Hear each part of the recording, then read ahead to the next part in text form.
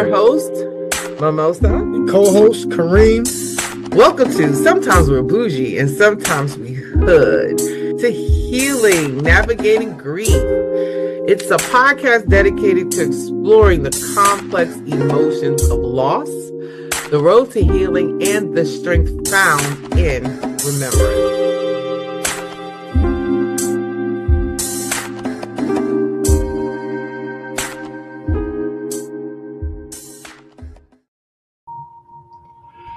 Welcome to Sometimes We Boujee, Sometimes We Hood, a podcast dedicated to exploring the complex emotions of loss, the road to healing, and the strength found in remembrance. I'm your host, Auntie Mimosa. Hey, it's cousin Kareem. What up? We have a special co-host, brother, and friend on with us today.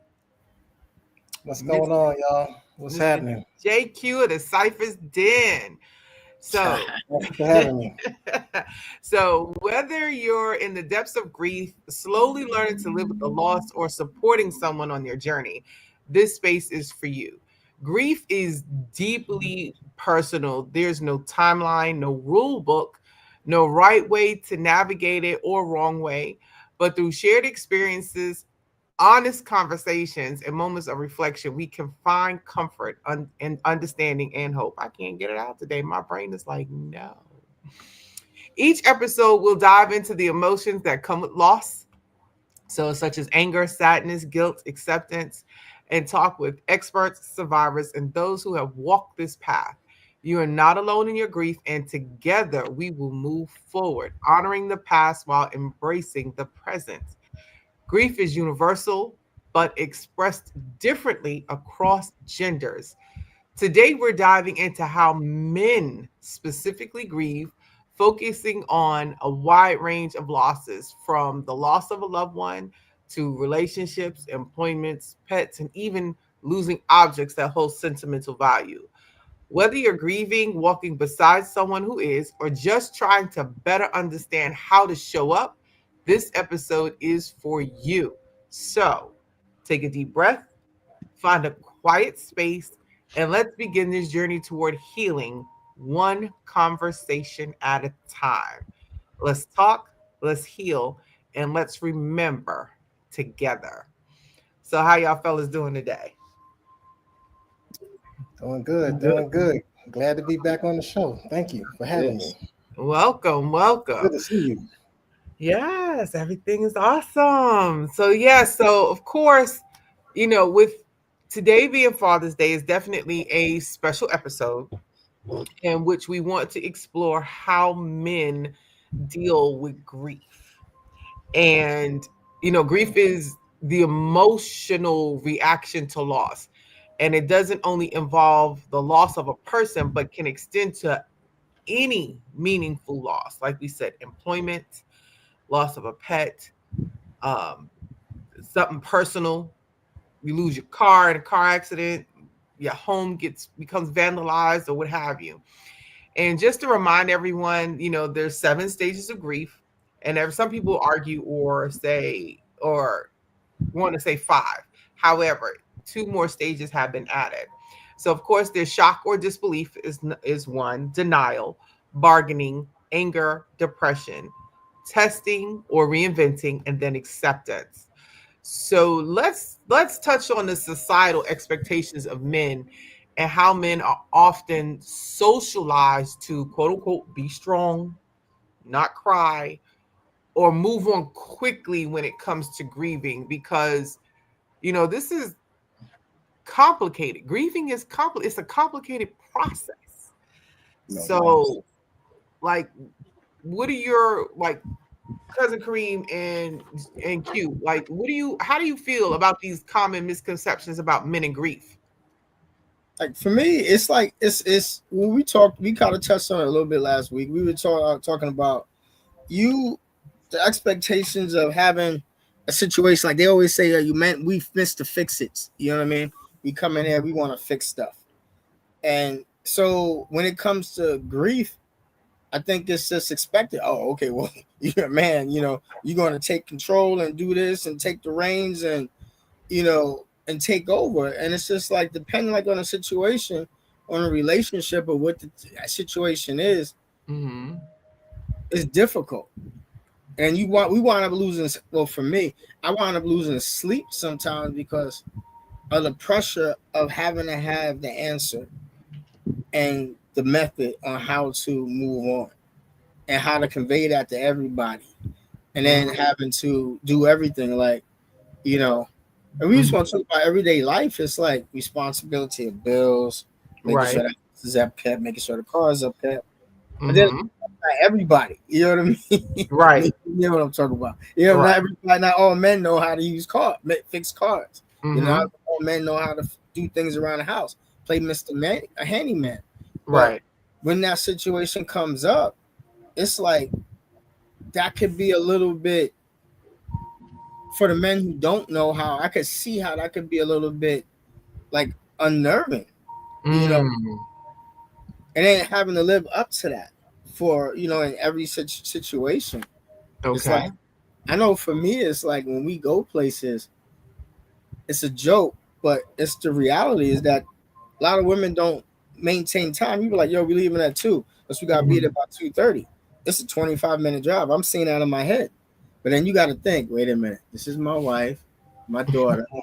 So Uh-huh. I'm gonna give them an hour so that we Right. can leave on time. Mm-hmm. Because Mm-hmm. I know how long they take. So that's the Okay. but it's the grieving in that situation. It's not even it's I don't want Frustrating. I didn't never looked at it as grief, but I look at it as like a frustration or peace of mind that you're pressured into doing to make sure you get there on time. Because if not, all fingers and eyes are pointing back at you that Mm. hey, it's your fault that we late. It's like I told y'all we gotta Yeah. leave at this time, but y'all decided to take forever and now we late to Right. your event, not my event. Mm-hmm. Right. So Q, what are your thoughts? So what do you have about those misconceptions of a man's not supposed to cry? Man has to be strong, or or you have to move on quickly from your grieving process. What is your how do you feel about those? I agree with Kareem on a lot of things. It is the pressure that society puts on us in Mm-hmm. all cultures and of every aspect because we are the men. Mm-hmm. Everything falls on us anyway. We think totally different from women. We Mm-hmm. look at other things that women don't even care to think about or even look at. And that's our job to cover all grounds. And it's that pressure that's put on us a lot of times. I guess growing up with that, you're trained not to cry because you don't have time to cry. You don't have Mm-hmm. time to really grieve. You gotta fix stuff like Kareem said. We gotta fix it and we gotta move on. Mm-hmm. Our grief though sometimes come in the form of us being alone. Mm. We sit in the corner and we might be looking at TV, but we're really not watching TV. We're processing, Right. Right. trying to figure Right. things out. We're watching the game, but we're not watching the game. Yeah. Gotcha. And a lot of times when you have a spouse, because we think different than women, they don't know how to approach us. And in most cases, because you just lost a person so close to you, Mm-hmm. a lot of let's say like for an example, if a man was close to his mother or his father, and then Mm-hmm. he lose that person, Right. there are things that you will have with the elders that you will not have with your spouse because Mm. they're elders, they know more. You're not going Right. to have the conversation. So then we're processing, I don't have this person to talk to anymore. Who can I talk to? I can't Mm-hmm. talk to my spouse because we're on the same level, we're equals. I need somebody who's greater. That's what the Mhm. elders were for. So Mm-hmm. now while we're processing this, it comes off as like we're being Distant. standoffish, Yeah. Right. distant, Distant. right? And we Okay. don't know how to explain that to a woman saying, look, I just need space. I need a minute. We don't know how to say that because when we say that, it could cause an argument. Yeah. Mm. Yeah. Mm. Okay. It's that difference of the the sexes, but also the mentality, the way that they look at stuff, and like it goes back to communication. But at the Mm-hmm. same time, it's like understanding that grief takes time for everybody. It's like, so why can't we? If you are that man, like I said, I was explaining the handyman, the mechanic, everything, the provider, the everything. You're looked at like Cuda said, like you're used to it, so get over Mm-hmm. it. Like, and it gets discounted that you have emotions because maybe Right. you show. But then that's the other stereotypic thing that happens too. We don't. We're expected not to cry, and we're expected not to be emotional, except for anger, Mm. Right. or You're joy. allowed to be angry, right? You But know we what I can't mean? do nothing else. Yeah. Outside of those two things, joy for a Right. sports team or for celebrating the people in their life, or complete and total anger to the form of don't let me call my dad. You know what I mean? It's Mm. like, Right, right.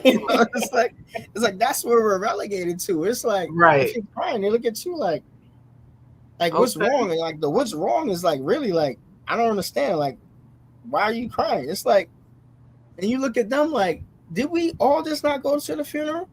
Right. Right, Right.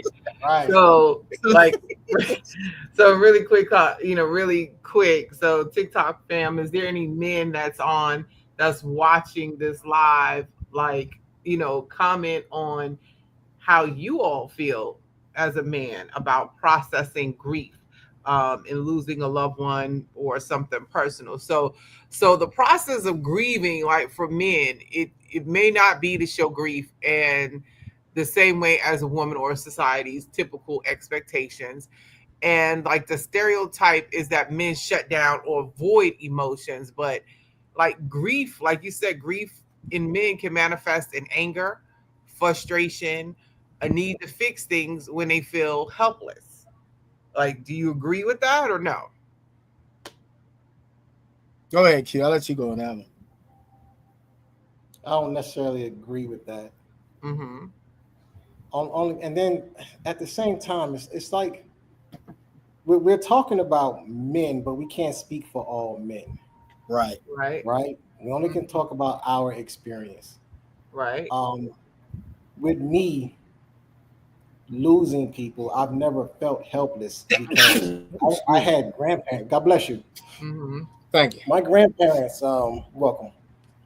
Ever since I was a kid, it was always taught to me that they would always say this: "What are you going to do when I'm not here?" Mm. And eventually, I'm not going to be here. You have to keep going. You have to move forward. You have to be strong for the rest of the family. I was always taught that. With death, with me, it affects me a little differently because I'm expecting that it's going to come. We're all going to see that day, regardless. When Mm-hmm. that day comes, don't know, but we're going to see that day. The issue I have with Mm-hmm. death is when a parent has to bury a child. Mm. Right. My logic can't compute that because it's that child never had a chance to live like we have, you know. And I take issue with that, and Mm-hmm. I wouldn't say I'm so much as helpless on that point. Okay. Confused. I am confused, very confused. Mm-hmm. So continue to talk about that because you and I, we do have a commonality in the fact that you were there for me when I lost Deej, Yeah, and you have a significant, special woman in your life who recently lost her her son. And how are you coping with that? Because her son was like your son. right. So how are you dealing with that? I'm still in disbelief because even to this day, I'm still wanting to see him, Mm-hmm. knowing that we had a certain relationship when he would call me and ask me to come over and take him to the store, a store he could walk to any other day, but he wanted to Right. have a conversation with me. Okay. Um, I haven't accepted that he's gone, even though I went through the whole phase with the rest of the family, with the burial and identifying the body and all that. Mm-hmm. Um, and it's almost to the point outside of his mother and his actual father, Mm-hmm. I don't want to talk to anybody about the situation. Even though I know you can go to counseling and they're gonna tell you the same typical stuff. You gotta move on, you gotta keep on living this and that. To me in my head, it doesn't bring him back from the grave. So I Right. don't I don't I don't too care to talk about that. And it's almost the same thing with DJ. I still have the message that he called 2 days before he transitioned. He called and left me a message. I actually called him back. We Mm-hmm. rapped for about 30 minutes. And then 2 days later, you called me and told me that he was gone. Right. To this day, I still haven't accepted that yet. And I still haven't even listened to his message. Mm. With Tyler, he sent me a text 2 weeks before he transitioned. I Mm-hmm. still haven't read that text because Right. I'm not ready to accept that. Because Right. to me, burying a child is the worst feeling ever on this planet. I It would is. never wish that on any of my enemies. I wish them to have 13 days of constant diarrhea before I tell them to wish death on their child. Because that's Not 13 days. Not 13 days of diarrhea. straight diarrhea. But to 13 days lose, of straight diarrhea, y'all, on his enemy. Okay, go. yeah, there is no you're not the same person anymore when you have to bury a child. No, You're completely different, very and much. the world looks different to you. You know. It does. It does. And I can speak from that firsthand about how you change, you know. But however, let's since we're there, we're talking about talking about this. The emotional expression of men. Like, you know, some men may not express sadness openly, and they may often grieve in private or through actions such as doing projects, staying busy, and isolating themselves. And then there's like the talking versus doing. Like men may struggle with verbalizing emotions, or instead they might turn to physical activities like working out, going for long drives as a way to process their feelings. Like, Hmm. how are you processing? I want to back up on something you just Mm-hmm. said because Mm-hmm.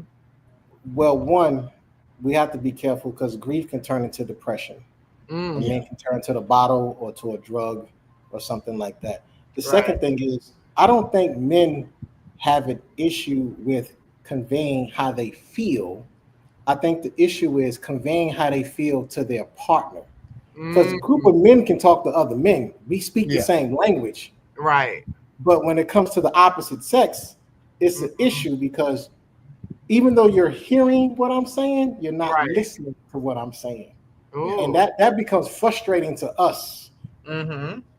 because women hear something totally different. And then we have to go through this. When we start showing too many emotions, the woman could turn around and be like, stop acting like a bitch. You're a man. Ooh. Man up. We hear that all the time. Man up. Uh, Well, how can I man up if I can't talk to my partner? Yeah. right. Yeah. You know what I'm saying? And you know what that comes in, because not to cut you off, Mm-hmm. is it comes in because if they have their father in their life and they've never seen their father be emotional about a loss Mm-hmm. or situation, the first time they see you handle it, they revert back to the history of Right. them seeing a man not do that. Because when I lost my mom, I think I said this to one of our previous shows. I'm here in Hawaii. My mom's is in New York. My brother calls me. It's 3 o'clock in the morning. He sounded annoyed. I say, "Hey, Kareem." I'm like, "What's up, man? What's your call? What's everything all right?" He goes, "Mom's gone. Mom dead." I'm like, "I lost it." Mm-hmm. First thing she says, because her grandmother is still alive, and she never seen her father lose it or be Mm, emotional when their mother, her grandmother, would have passed away. She Mm-hmm. tells me, "Calm down. What are you getting so upset about?" And in that moment, I'm on the phone with my brother, and my vision turned red. I wanted to just throw her head through a wall, Mm. right. you know. And Yeah. it's like, Mm-hmm. but then, it took her days to apologize Mm-hmm. when that should have been like, oh damn, that came out wrong. Like at this 3 o'clock in the morning, I'm thinking about other people, not what you're going through, or something Right. like. It's just like, but it's a crazy, how like just to even thought of me even repeating that. Mm-hmm. Like, how much empathy don't people have? And it's weird because when you look at a woman for a woman, what she's supposed to be, you think, oh, automatically they're gonna be empathetic, they're Mm-hmm. loving, they're caring, and all this kind of stuff. Why Yeah. are Right. you that way towards me right now? Right. Like, you're that way towards the children, to your Mm-hmm. girlfriends when they break up with this fool that they've been dealing with, who cheated on them for the fifth time now. But here Mm-hmm. I am, I lose a somebody that's close, not just me, but for both of us, Right. and you don't have the empathy for me in this situation. It's like, how is that possible?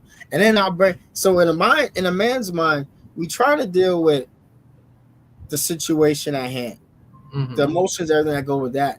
And then the context, like he was saying, is why don't women think like us? And then Mm-hmm. how then you go into the third thing is, how do I maneuver my words around so I don't make another situation that I got to deal with, that I Mm-hmm. have Right. to handle with kid gloves, because the fragileness of your emotions might get broken, which is going to cause you to act out of character. And I'm trying not to have to deal with that third or fourth thing as well. So Right. now, while I'm dealing with everything I'm dealing with, I got to worry about your emotions on top of it. Exactly. That becomes a whole person. Right. You Oh, know, And it's not just that's dealing more with you pressure. going through the same thing that I'm going through. My right. Yeah. empathy towards you. Now I got to deal with the possibility of you getting offended Mm. Right. on top of that. And that's a whole nother person problem and experience. And I don't think women out there, if y'all listening, y'all don't consider us in that situation Mm-hmm. as another person. You just look at it as, this is the dude that I see straight up and down. I know who he is on paper, but Mm-hmm. now that this situation is happening, I can't identify to who he is. And instead of trying to empathize with that, it seems like we get left out on an island. Like, y'all deal with that on your own. Like, whatever. Exactly. Like, and that's a definite, like, it's a, I'll call it a check mark Mm-hmm. on the bad side.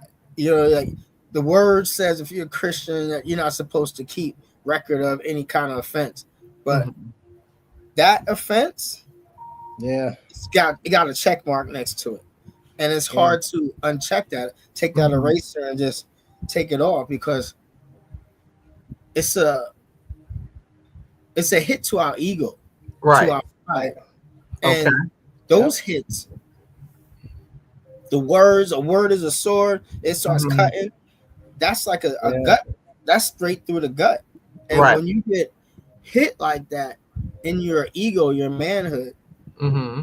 it's like, It's okay, almost now I am unforgiving. gonna step back. Now I'm gonna step Okay. back. Now I'm gonna Right. be in this situation. So let Yeah. me let me put this out there. So, and I often say I say this backwards, but I went ahead and did like research, like Q, like you said. There's the listening and the hearing. So I often say people listen but don't hear, and some people say you hear but don't listen. But of course, we like to Google everything. So I just wanted to like put this out there, so people can understand what we're saying about hearing and listening, and it's two different things. So hearing, then, is according to Google, but hearing is the passive and voluntary act of perceiving sound, while listening is the active, voluntary process of paying attention to the making sense of what is heard. So, listening is supposed to be the processing of it, whereas hearing is the taking it in. Okay. Now, I always say that backwards. And the reason I say that backwards is because in people like listen, and you, or did you hear, listen. And most people don't listen. They don't bring it in. They don't do the processing, or they don't hear. They just they listen with the, as I say, they listen with the outer ear, which is just the sound coming in, and then the hearing is what's being processed. So with that being said, we have a comment that's up about from Miss Latasha Garner on Facebook here. She says she's never seen her father cry. Even now, as his baby brother passed away yesterday. So our condolence to you and your family, Latasha. Well, She lost her uncle. And then here's another question she has is how do you support a man if, and she's asking from a women's perspective, like how do you support a man if we've never been taught how? So my question would be, question. that's my question to you, Kareem, and to you, Q. Like, what, as men who have experienced loss, great loss in their life, what advice or what suggestions would you give women on how to support their men during time of loss and grieving? What suggestions do you have? Be empathetic. Just literally be okay. You know, when you were talking, I was thinking about this. Mm-hmm. The confusing part for me is how women can't be empathetic to a man when he's grieving. Is the oxymoron of you. It's like Right. you get a woman in your life, like majority of women. Just say you only know 10 women. Mm-hmm. And then out of that 10, there's one of you Mm-hmm. who do hear and listen. And you're like, so it's not all women. It just happens to be majority of women who don't understand men. Mm-hmm. And is that because of an alpha gene or is it because of what? I don't know. But it's confusing on our part because men thinking logic. If I have a friend, a family member, whatever, Mm-hmm. sibling who can understand me in these times, Mm-hmm. then why can't all women understand me in these times? And that's the contradiction, which is confounding in our heads as to wait a minute. If one can do it, then why can't all? But then at the same time, it's like, again, like I was saying, if y'all the loving, empathetic people to everybody else in their situation, why is that not extended to me? Okay. And then if I say that though, all of a sudden, how do I do that? Why do I gotta do that? When do I gotta do that? It's like, so when have you not been doing that so you haven't been doing that this whole time? It opens up more questions to the situation because now we're supposed to be knowing each other. It's like, at what point did you stop wanting to get to know me to not understand that right now I just need a little bit something more than what you normally give? Just a little bit of more understanding, empathy. A lot of people during the pandemic, I realized people do not know what the word empathetic means. They think it means sympathy instead of empathy. And there's a difference. There's a complete difference. And for men, though, we don't get the empathy. We get sympathy, but we don't get empathy. So I'll leave it right there. I'll let you hit Q. I would say it's simple, but it's hard. Okay. The golden rule: do unto others as you had them do unto you. Yeah. Same way you want me to act and respond when you have loss or grief, do the same thing. Right. You know what I'm saying? And to go back to what Kareem was talking about, here's what I believe the issue is. At 47 years old, I'm finally understanding we go into relationships backwards. The first thing we do is try to become lovers and then friends and then partners. We should be trying to become friends first so we can get to know each other. Yeah. So then you will know exactly how to approach me. No, it makes you tick. No, it makes me tick. Right. Exactly. So then you'll know how to approach me. But we do this backwards. The other thing is, if you're in a current relationship and you don't know how to approach, you can easily say this: men are simple. We are simple creatures. Simple. We don't complicate nothing. It's either this or that. We either going here or we going there. Simple. If you don't know what to do, you can always say this: listen, I know you just had a loss. It was horrible, terrific, or whatever. I don't know how to approach you, but I'm here when you need me. Bless you. That leaves the door open for me to say, okay, when I'm ready to talk to you, I can come to you. Right. And it makes it easier for us to approach you now. But then at the Mhm. same time, like Kareem was saying, you still have to have empathy for Right. us. Okay. So let's give, for those who are listening in, and if you have questions, like what's the difference between sympathy and empathy? So sympathy with an S is feeling sorry for someone's misfortune, while empathy with an E is our ability, I can't get it out, ability to understand how someone feels. So empathy is putting yourself in that person's shoes, in their situation, and whereas sympathy is feeling sorry for them. Okay. So yeah, wanted to make that clarification. So what about like the roles Oh of wait, real quick. I'm yeah. sorry, real quick. And Mm-hmm. on that sympathy empathy thing, because we're men, Mm-hmm. a lot of women. No offense to y'all. Well, no, I'm not gonna say no offense. Just to let y'all know, because we are men, a lot of women out there feel that they don't need to feel sorry for us because we're men. They're like, yo, Mm. this dude is strong enough to get through this. Exactly. So Yes. why should I feel sympathy for him? Yeah. He's a man. He's a He's a man. man. You a So man. I don't have to feel sorry. He's used to this, and it's like the simple understand. I understand how, and I'm not trying to harp on women, because I have a woman and I have daughters, but Mm-hmm. it's to understand that we're human, and humans we're not robots. Even though we do act systematically, like you said, it's either this or that. That's what there's a song, this or that, this or that. You Yeah. know what I mean? It's like, but for y'all out here, hip hop heads, it's okay. I understand. Don't worry about it. But They get it. They get it. but but no, but that's just how we are. It's just like but when we act out, I guess the question is, how come you guys aren't used to us acting out of character? To the point that you can offer empathy. You know, Right. Right. Mm-hmm. why has it become so systematic? Why have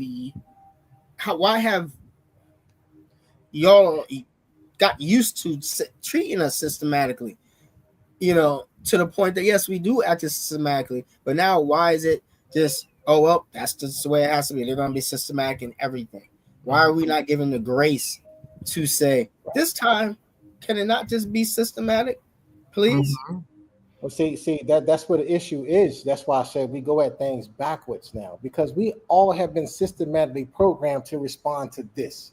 They said this is what we're supposed to do, so this is what we're supposed to do. We've been doing that for years.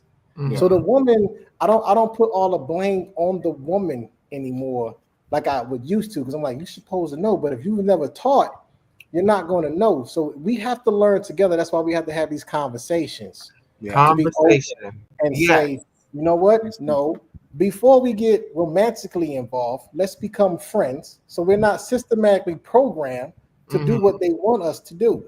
You can learn me and I can learn you, but that doesn't stop. We have to keep learning each other because a person every 3 to 4 to 5 years changes Right. based off of situations and experience. So I have to keep learning who you are and you got to keep learning who I am. It's a But if never you get ending a process. partner, exactly. If you get a partner who, like most people on this planet, or in America, I would say, because it is really cultural. Yeah. If Very if much if so. it Okay. is very much so, because I've been around halfway around the world, I've seen other cultures, and I'm like, oh, we don't do that in America. We Right. we Yeah. do this, and in America, the man. It is it's sad to say this, but the man, I think the Mhm. hardest thing for a man in America is to be in a relationship with another person because everything is put on the man. And we have to process how to deal with Mhm. everything. Yeah. Okay. Kareem, he lost his mother, but he had to process how to deal with his wife has said to him. Mm-hmm. Why should he have to do that at that time? Right. That's wrong. Okay. Okay. You All right. understand? Right. Yeah. So we have to So Yeah. break the systematic programming of what America wants us to be. We have to learn each other from the ground up. Yeah. And then the other part of that too, like you said, culturally, it's like Mm-hmm. we as a father, I think that's why we got in the whole father thing last week, is because Correct.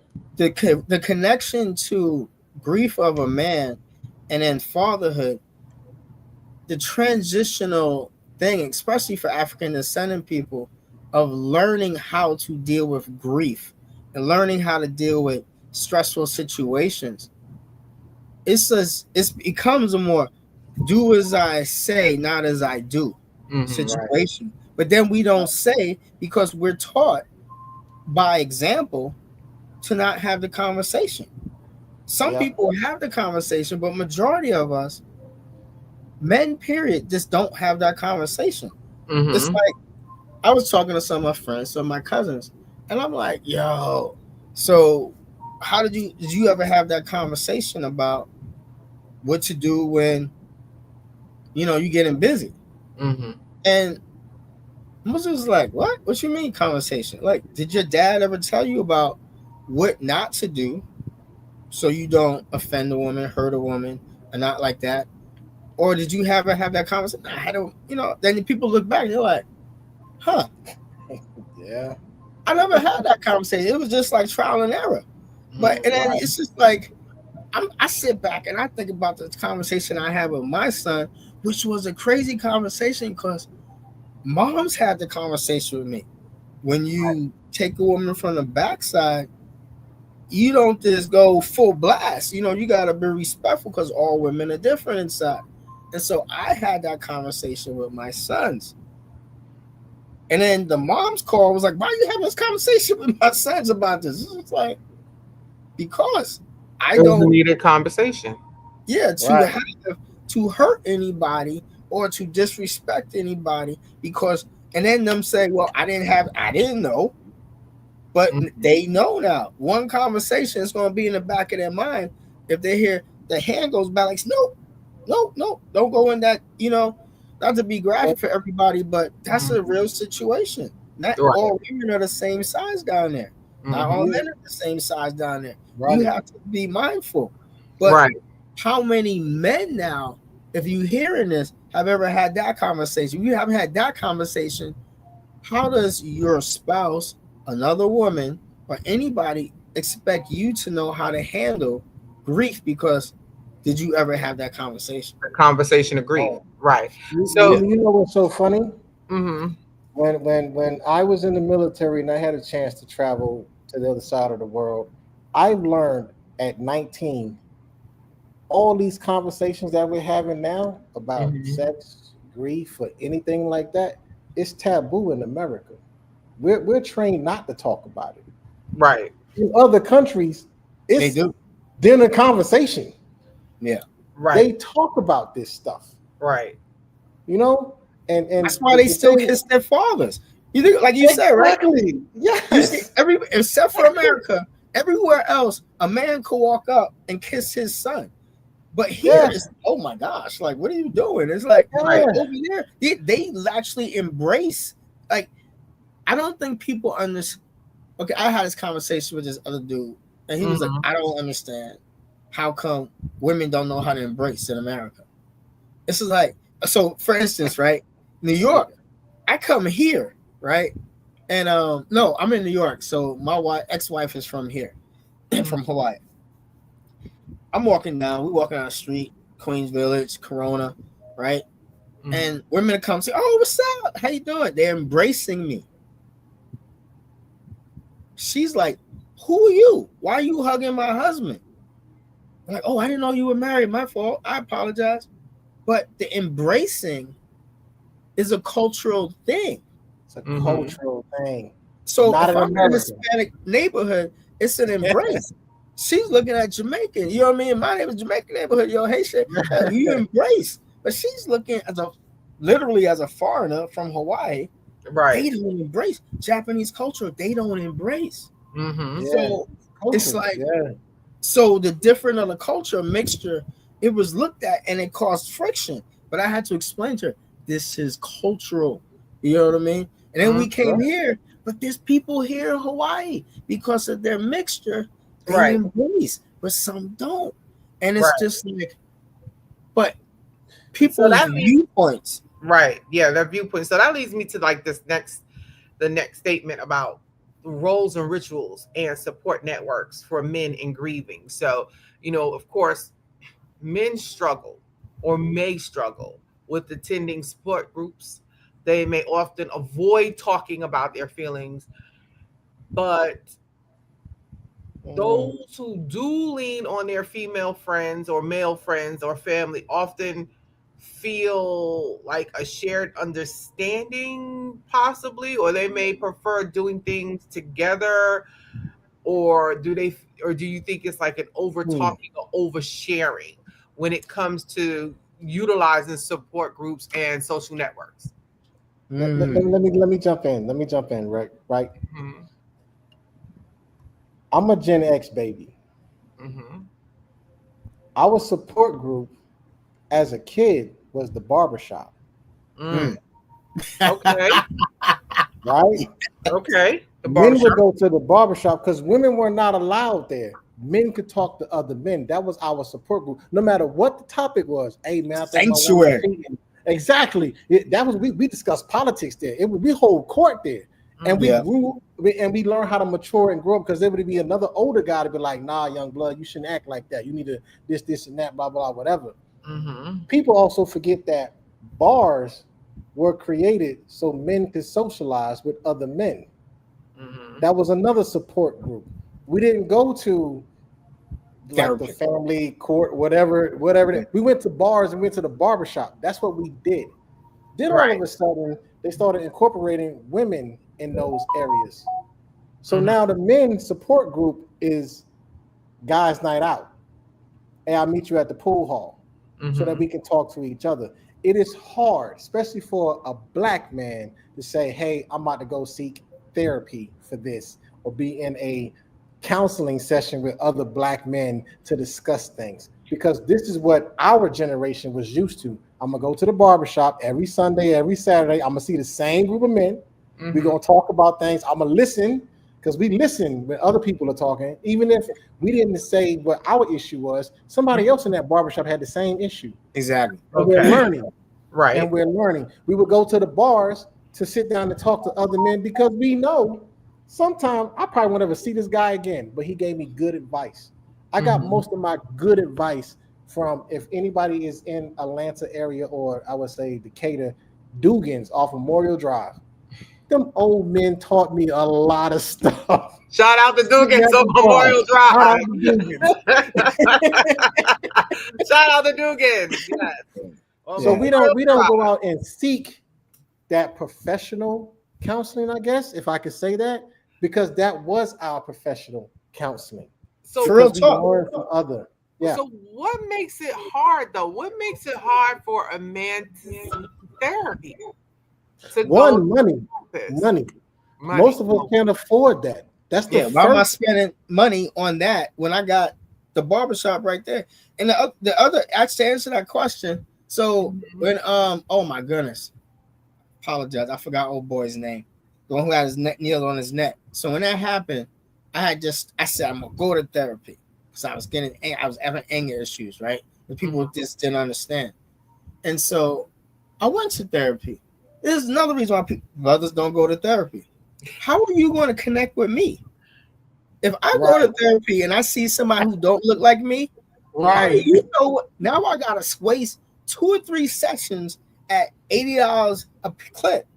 So now I'm 240 deep into this, and you're just starting to understand because now you gotta Google and do research to try to catch up to where I've been at. You ain't never been pulled over for no reason. You ain't never Right. had somebody step to you and bump into you, and now it's like, oh man, this dude just bumped into my girl. We walking down the street. You know what I mean? Right. It's like that situation come up, or Mhm. or dude is looking at your girl booty because when you walk by, because y'all decide to go out on a night, and now you gotta, do I Yeah. defend her when she's actually dressed to be appreciated? Like, hey, you like that, right? Right. Yeah, I know, that's me too. It's like all Yeah. these situations to go to a therapist and then have to explain our culture and start from there. Mhm. It's frustrating. when I can just go to the spot, whatever spot it is, and Mhm. automatically jump off. You know what happened to me today? And everybody's like, Yep. Yep. you just start off right there. And like Yeah. you said, there's sometimes you be in a situation and where you might not even have to say them because somebody else said it, but Mhm. everybody understand equally. Like, I understand. Yeah, for real, for real. And it's the same Right. way I would imagine it would be in a beauty shop. And then that goes right back to what we said. What I said earlier. If you can have empathy for your girlfriend through this emotional situation of grief, Mhm. why can't you extend that to me? Right. Exactly. That's all we asking. I'm Exactly. not asking you to treat me like a woman. I'm just asking you to baby step it, fingertip it, whatever. Yeah. The Mhm. same way you will with her. Right. Even though Yeah. you know you in the back of your mind, you want to say, you know you're wrong. But you're gonna listen, hear, and listen, and just baby whatever, cradle it or whatever you say, and Mhm. deal with the situation Yeah. as it comes. Yeah. That's how we want to be done. And it's so Right. simple. It's like, and then what's even crazier to me about the whole situation is it's a joke, but it's the truth. How you deal with a man? Mhm. Sex them, feed them, leave me alone. Simple. 3 simple steps. Sex me, feed Simple. me, leave me alone. Give me something to drink. Straight, give me remote control. Close Oh the Listen, door back. goodness. Let me sit there. Wait I've a minute. always been a firm believer of a man is simple, women complicate everything. All the men on this planet have done this at least once or twice. Hey, boo, today's your day. I'm going to take you wherever you want to go, where you want to go. And they say, I don't know. You pick. And then you pick a spot and they say, I don't want to go there. What the hell are we doing? All right. It's So simple. being that you just brought that up, we going into that segue. Breakup and divorce. Okay, breakup or divorce. So the end of a romantic relationship is often as like profound as loss of a loved one. And do you think that men might mask the pain with anger or act as if they're unaffected, but deep down they can feel lost, lonely, or vulnerable? If you have kids, you feel lost. Mm. That's what Yeah. I say. For my situation, it's like when you have kids, I miss the kids. Boy. She can kick Oh, rocks. She can kick kids, rocks. boy. The kids. Yeah. Yeah, it's like I'm just about Kids the trump kids. everything. Yeah, Mhm. it's like that's it. It's like what you want me? You Yeah. want to miss you?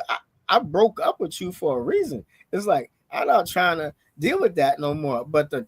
kids, yeah, they had nothing to do with it. Now they got everything to Yeah. do with it, and Mhm. Yeah. that causes more grief when you start getting the courts and all that other kind of stuff. Yeah. And that just Okay.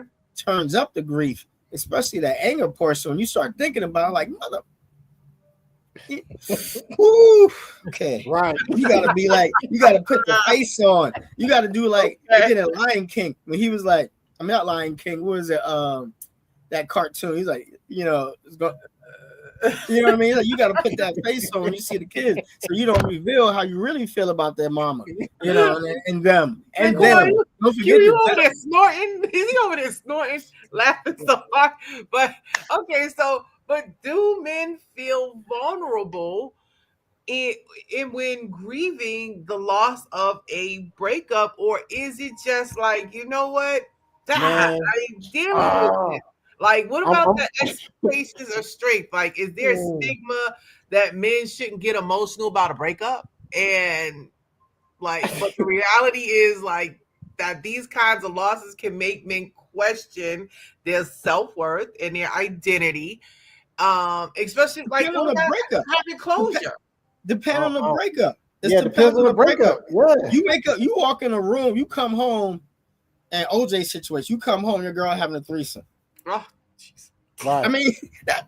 I mean, for Right. real, like, come on, like that's a different type of. We ain't talking about like, oh, I think my life is taking me a different way. I need to break up. He's like, okay, go ahead, bye. You know what I mean? It's like, but when you come in and it's a situation of, Mm-hmm. okay, let me back up. Ego. If it's a breakup and it Right. affects your ego as a man, that's Ego. a different type of breakup. than Mm, something that like like a woman just wants to go separate ways. You know what I mean? Yeah, that's a different type of breakup. You right. know, or she physically like abuses you. Yeah, Mm. I know some dudes who I know a dude that's got in a hospital having a triple bypass, and woman just checked him right in his chest, right Oh, in the scar. It's just like, oh, I violence. love you. You just literally sent me back to the hospital. What you talk about? You love me? It's like how? Like you know what I mean? It's Right. like those situations is different than a shot to your ego. You know, it's Mhm. like that's a little bit different. It's Right. not. It's not even those situations. It also comes back before you even get into that situation. It also comes back what kind of man that you are. Mm. So you have different categories of men. You have alpha males, right? And alpha males generally just want to conquer. So when they have a different breakup, it does affect them differently because if they hit their number, I hit it 3 or 4 times. I hit my number. I could care less about you, right? But if I Right. haven't hit my number yet as an alpha male, it does affect me a little differently because I still need to conquer you, right? Then you got like Bravo males, maybe kind of like you guys you were just talking about, taking that kind of abuse because maybe he's never had a woman this fine before or something like that. He doesn't want to lose her or whatever. And then you Right. have what I consider the top of the man apex is just being a man. When you're being a man, it's something totally different. I don't need to conquer you. I'm not no weak dude. I'm not about to sit here and let you beat on me and whatnot, but I'm just a man. And I stand on my principles and my responsibilities. Now, if I walk in and you're cheating on me, it's almost like, okay, I get it. We not on the same plane no more.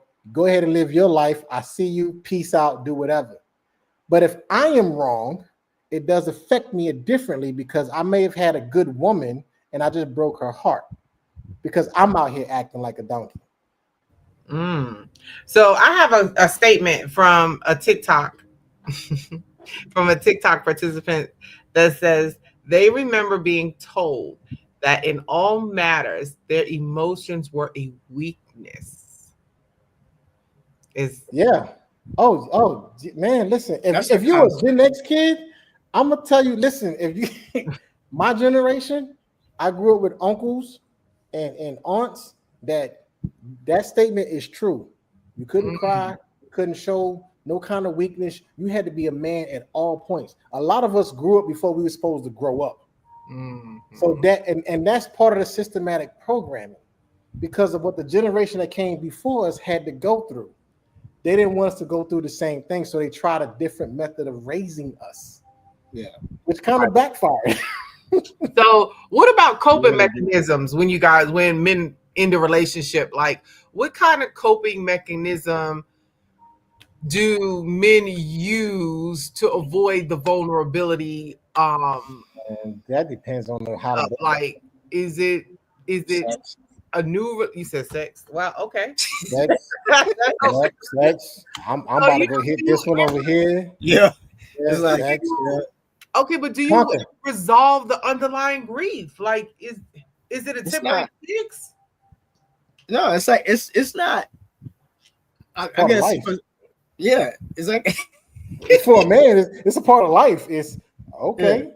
I'm, On to I'm the about to go next. holler at this one and that one Yep. and get that. I may have a drink, maybe smoke a little bit, but I'm about to go over here and do this, and this. But it's Replacement also theory. part of our maturity Replacement too, therapy. depending on how we want to handle ourselves, depending on the breakup.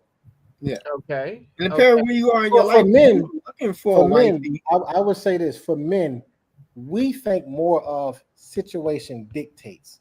For Uh, a woman, they think more of how I feel at the moment. yes, yes, okay. yes. It's Okay. that's the other see, that's a good point. So at some point in a man's life, you realize that men think tomorrow, next month, a year down the line. Women think, Right, what am I gonna do the next hour? It's like they ain't right. thinking about tomorrow, they ain't thinking about next week. Like you can say to a woman, so one of my boys, he's an attorney. He said this. He said, so I come home, 3 feet of snow outside. I see snow on the roof. I tell my Mhm. wife, I'm gonna go fix the garage. This one, he said he gets the next morning. She's sitting there looking at him. It's a Saturday. He said this last night on Friday. She's sitting up there on the edge of the bed looking at him. I mean, on the chair looking at him while he's sleeping on the side of the bed. Like, I thought you said you were going to fix the garage. He mentioned that in passing, meaning that summertime, when there ain't no 3 feet of snow, but she's thinking, right, you want to get up the next morning, be out there, take everything out the garage with 3 feet of snow, put it all back, fix whatever you got to do, paint it the color that I want you to paint it, and then we're going to be good. And he looking at her like, what you looking at? And she like, And then he got to now get out of bed, still tired, groggy. What's wrong? Why are you treating? You said you're gonna fix it. Then he got to go through the same explanation I just said and make her realize how illogical that was for her to think that way. But then when he was telling the boys again, situation, the spot was, I realized I ain't telling her nothing until I'm 90% done. Because if not, she ain't gonna want to hear it. She's gonna be looking for it to be done within the week, if not that next day. Even though she knows it's literally virtually impossible, she wants it. You said it, so this is what it's supposed to be. Right, exactly. And then that's when women lose faith in men because they like, you said you're gonna do something, but you ain't doing it. So now I lost faith. And then women go back to that spot. My man don't do shit he said. You know what I mean? Right, exactly. And you see the friend, and then they looking at you sideways because you told her friend, your girl, that you was gonna do something, and because the whole situation got blown out of proportion, and both of the women don't know what the hell they talking about. Now you got like 5 women looking at you sideways, and you looking at them like, why your girl was looking at me some strange kind of way? But and then watch this. Out those 5 women, one of those women plotting to get that man. But that's common sense. Like, why would you? Okay, he said it in passing. Why are you gonna look at me and it's cold outside? It's snow. Why would I would never do that. Like, I myself would never do that. Look at my partner and be like, you said you was gonna fix the garage and it's snowing outside. But that's what I said. That's the whole conundrum for men like me and Q is that we got a woman like you in our life who understands when we listen to what we say. And then that's one in a million. That's 1 in a million. You know the problem with most men? Watch this. When we start getting interested in females, say 13, 14, whatever, when we start having our little wet dreams and whatnot, now we're interested in females. We will go through 99 bad women. And then when we get to 100, we're looking at her like, I'm waiting for you to act like the other 99. When you get a woman that's actually a real woman, that's a unicorn. You're like, I don't understand what you are. What I don't. Why are we here? And why are you even liking me? Because you haven't done what the other 99 has done, and that causes other problems in the relationship. Because we're still waiting for you to fuck us over like the rest of the 99 did. Exactly. And then you revert back to the one that you try. You're not supposed to compare, but then you compare, and then you're like, I'm trying to wait for you to get there without, and you try to throw hints, leave notes, do all this kind of stuff. This is real I really want. This is what, and they looking at you like, I ain't doing that shit. Right. And you like, now you're getting mad because you're like, and then you happenstance to run into somebody else randomly, and they're like, oh no, I don't think like that. I think like this. And you're like, wait a minute, there's 2 of y'all? Like, how? Right. Okay. How the hell, like, why don't y'all open up a school, please? Please, right up. Right. So when you talking, okay, so when you know Monica? I can't believe you know Monica.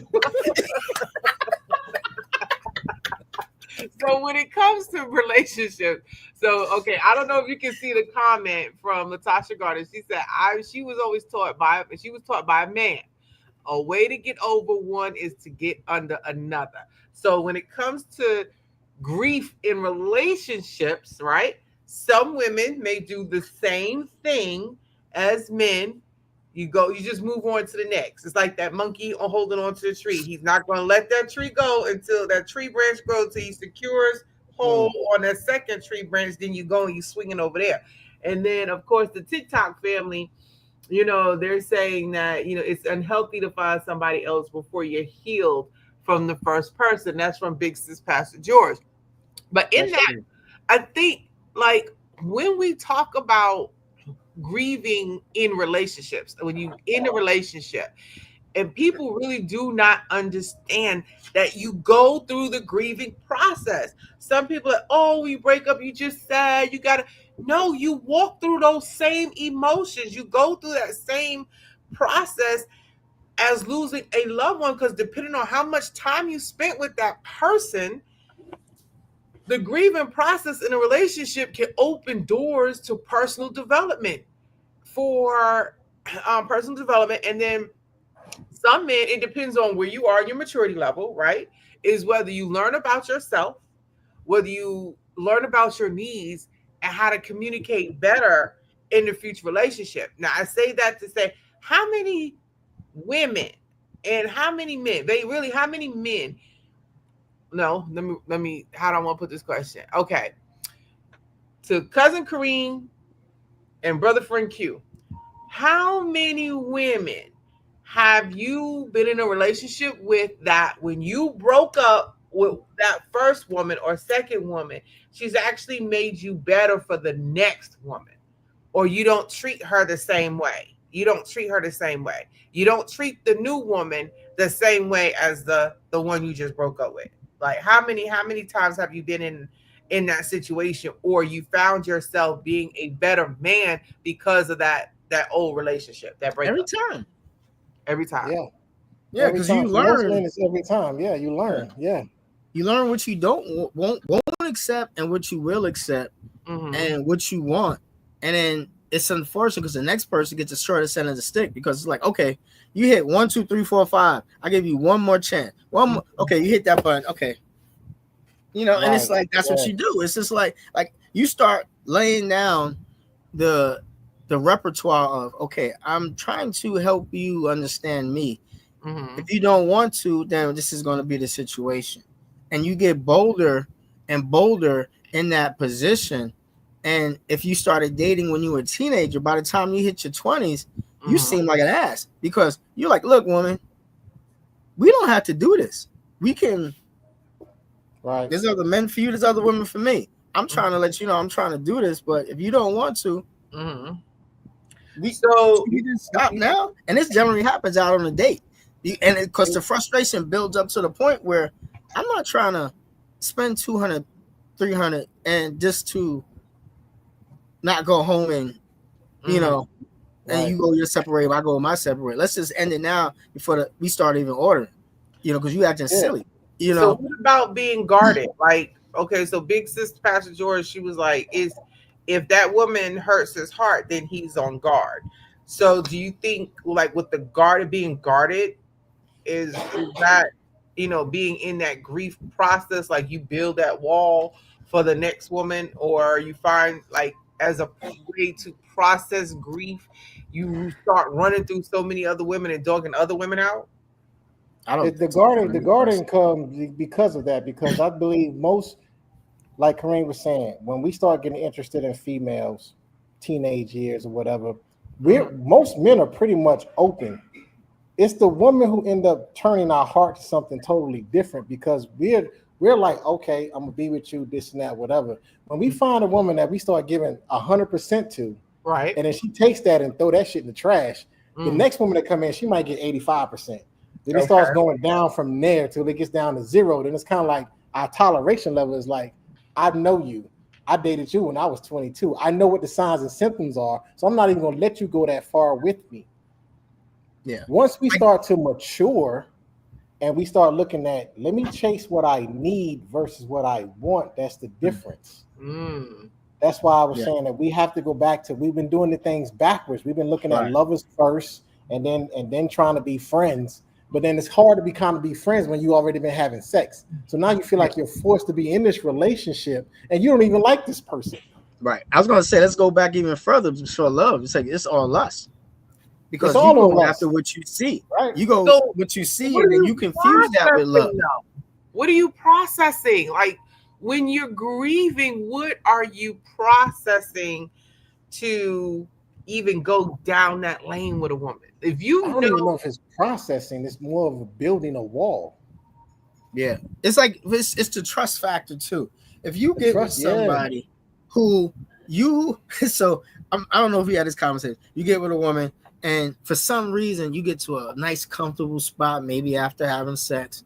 You know what I mean? You experience a nice walk someplace, or you'll go on vacation place, and you open up about your dreams and desires.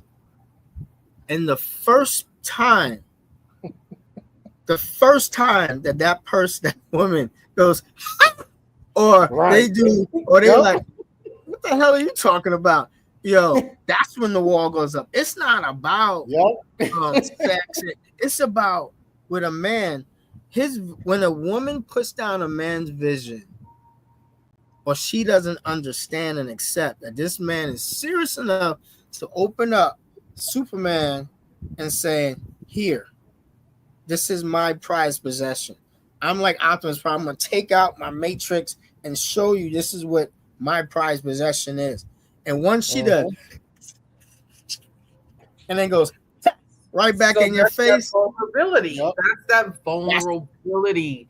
But that's when we start maturing in the aspect of, why did I date this woman? Oh, because of lust. And then you separate lust from love, and you like, because before it was like, oh yeah, she must love me because I shouldn't say most men. If you had a relationship with a woman in your life, they told you that that's the most precious thing that they're giving away, the coochie. Mm-hmm. And so when you, as a young person, a man gets with a woman, they think, oh, she gave me she gave it up. So we in a different place. I might not be the man, see, maybe she's there. And when you get that understanding, and men know how to manipulate that to get what they want. And then when you finally say, hey, you know what? I'm not trying to manipulate to get what I want. I'm actually trying to get her. And that's just that's great on the side. But once you get to that level with a woman, to say, I'm not after the coochie, I'm after you. The coochie is the prize that comes with the prize. Right. It's a bonus. Yeah, it's a bonus. But then once you get to that level and you realize that the woman isn't anything, that grief of, I just opened up and shared something with that person. That's when the wall comes up. Is when we start talking about, when we let women into us, into what we're about. Yeah. And I had somebody say, somebody I really don't respect anymore, but he said something that was true because he got it from somebody else. Just like the comic book Superman. Everybody knows Superman. If you don't, go read a book.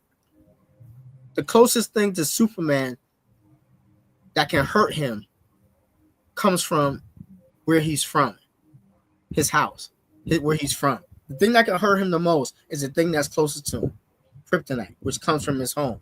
The thing that can hurt any man the most is his spouse. Yeah. Because she's in there already. She's in there. And if women don't watch the words they say, they can not only be wrecking his life, they could be wrecking their own life.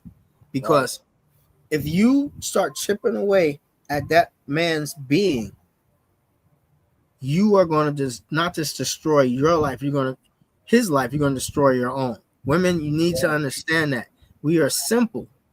And if we get to a grieving point, we stop caring completely, it's a problem. You ain't going to see it coming. You might come home one day and he'll be gone. You might come home one day and he'll be knocking your sister, your girlfriend down.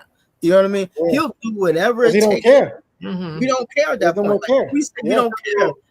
In that, like, I'm not being empathetic at all because I am completely that gone, and you affected me that much. I'm not actively trying to hurt you, but I am actively trying to hurt you. Yeah.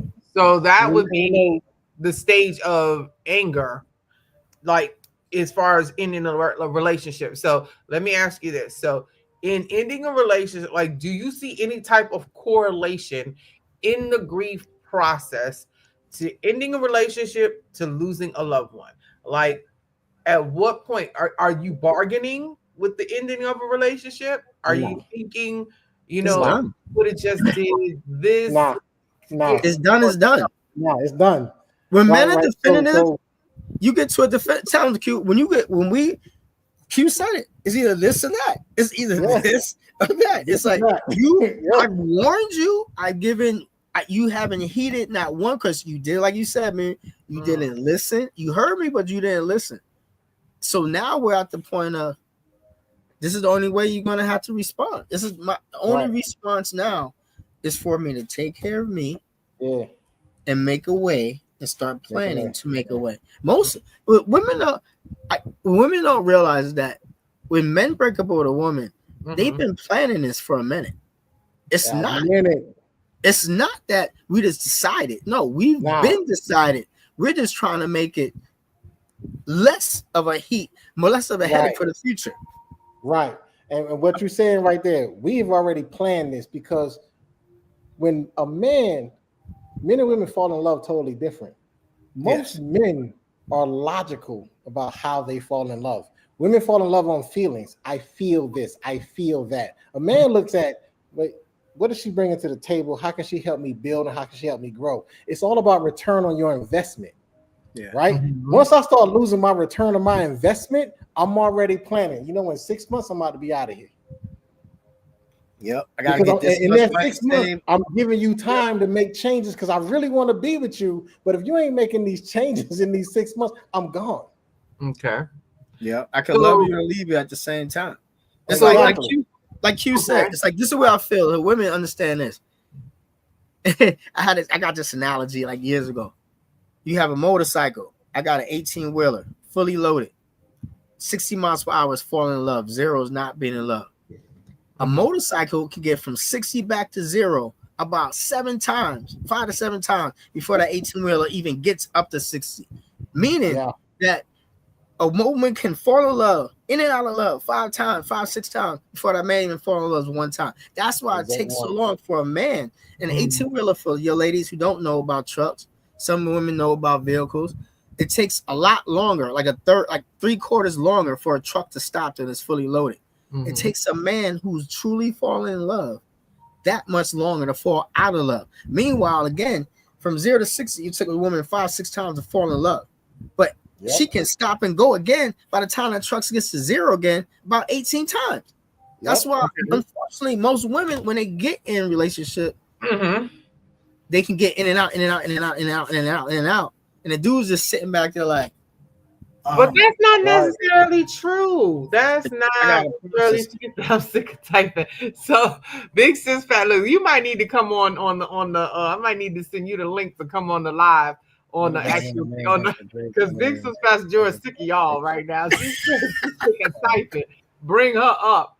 So I'm gonna bring her up on the TikTok screen. But so we have a question. Is like, what about when a man has a great woman in their life, but doesn't want a relationship with her? However, he wants her still in his life. Now, that question is brought up. Like, how do you equate that with like where somebody may be in the stages of grieving, like shock and disbelief? Is it denial, the bargaining, depression, anger, testing, acceptance? No. Like, what is it? It's none of that. It's none of that. For a man, I could know a great woman.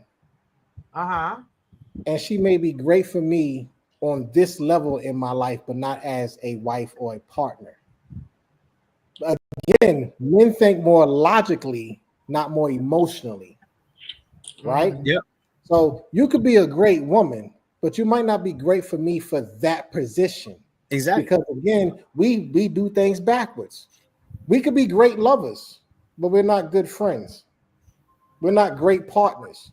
In order for a real relationship to work, you have to be good friends first and then see if you can be partners. Because in a relationship, you're going to love that person always, but you might not like that person today.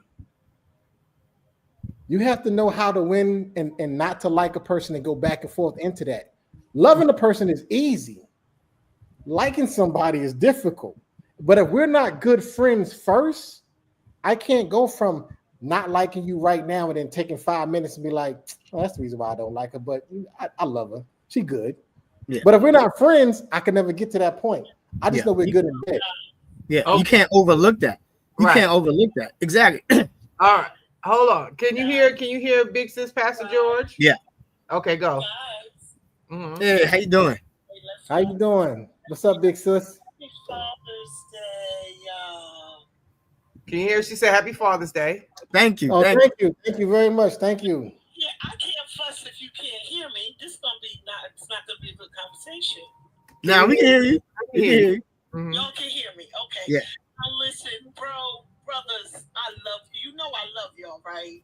Yes. If you don't, I love you. But some of this conversation y'all having ain't no truth in it. You know that, right? No, you gotta explain that one. You gotta explain. Yeah. Come on. Because Explain. it's our truth. It might not be Yeah. your truth, but it's our truth. Let me help you answer that one question that woman threw up about being a good woman. Now, I'm going to say this answer, sisters, in the comments, and I'm going to let you hear what the brothers are talking about. Just because you think you a good woman, they don't care nothing about that. You may be a good woman. That's our problem. We're good women. We're emotional. And you think that we good for everybody. He don't care what you got if he don't like you. I just wanted to answer that. Am I telling the truth, guys? You telling the truth. That's what Q just said. Yeah, that's what I just said. Yeah. He will knock you off with your good self. He will do it on the reg with your wonderful self. But he still don't want you. Am I telling the truth, brothers? You are. Yeah. Okay. Now, y'all put up there about that process. Now, maybe I don't know. I've been married twice and I got 5 brothers, right? But I don't think you guys process anything until you give your heart to that one woman that you thought was the truth, and then she breaks your heart. Right? Now, everybody in the whole wide world gonna pay for that one, because you guys are not gonna process how it came to what it is or what turned you on to her. But everybody that follow gonna catch it. Well, that's what I had said earlier. When we date the first 99 and that one woman that broke our heart, we're looking at everybody else like that. And then when we finally meet the woman that's completely different, we don't know how to respond to her type of love. It is an issue for us, man, because we fall in love totally different, like Kareem was saying, than what women do. Mm-hmm. Well, I put that up there, but Mimi didn't read it because I said it's the 99th woman that you need, you dreamt for, and you prayed about to come, but you're going to dog her out. Because we don't know how to respond to her love. Because we're waiting her to act like the rest of them. Because when we got to that number one, and then because all y'all say the same thing, tell me the truth, I can handle the truth. So we started doing that. By the time we get to the 10th woman, we stop telling the truth. Because y'all don't know how to handle the truth. By the time we get to 25, we're just like, I'm about to shut down, and I'm only going to do a little bit because of this. Then we get to 50, and we're like, God damn, you just like the first one. You said this, you said that. That's why we like, do y'all all hang out together? Because you're doing the exact same thing that Sherelle did back in 95. And then when we get to 99, we dogging everybody out because y'all keep saying the same thing. Then we meet 100, and 100 is like, I'm different. We've heard that 99 times. I'm different. But she's showing us that she's different, but we don't know how to respond to that love because it is different. Yeah. I'm talking to right now. So that's that's Jaquan. Okay, Jaquan. Listen, you know I just heard your trigger about 11 times, right? Y'all, you don't know me from a can of paint. Y'all, that let me know that you don't process, baby, because every woman is not alike. And I'm saying this respectfully, man, that because you guys don't process, y'all just as emotional as we can be on some notes, but because you don't process, every woman is not the same woman. You're waiting for every woman to do what that woman did, and you're never giving each woman the respect to come in and see who she is. No, that's not what he's saying. No. That's not what I'm saying. That's not what I'm saying. I'm saying exactly what we are giving that chance. It's just once that you start to see it, though, we start seeing it. You're doing the same thing the other woman just did, but you just said you're different.